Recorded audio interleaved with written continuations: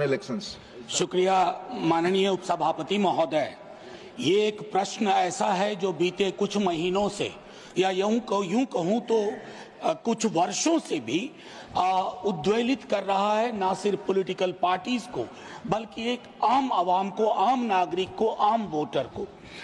माननीय उपसभापति महोदय, आर्टिकल 324 की जब रचना हो रही थी तो संविधान सभा की बैठकों में कई तरह के सुझाव आए और कई तरह की शंकाएं भी व्यक्त की गई और उसके मद्देनजर आर्टिकल 324 में दो महत्वपूर्ण चीजें हैं, conducting free and fair election और लेवल प्लेइंग फील्ड।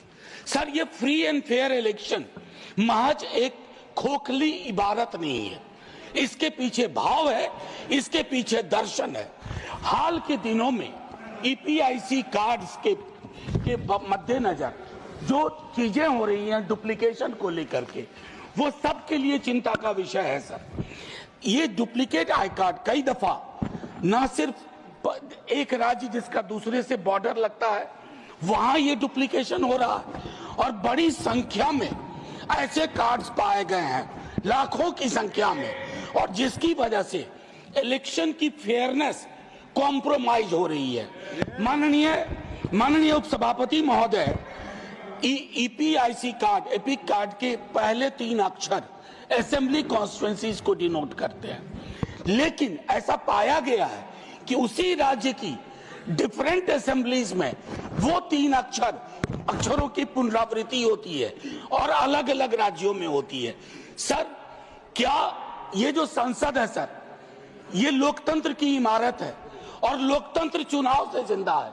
अगर चुनाव की पद्धति और प्रक्रियाएं कॉम्प्रोमाइज की जाएंगी, उसमें से फ्रॉड की बू आएगी, तो सर कुछ भी नहीं बचेगा।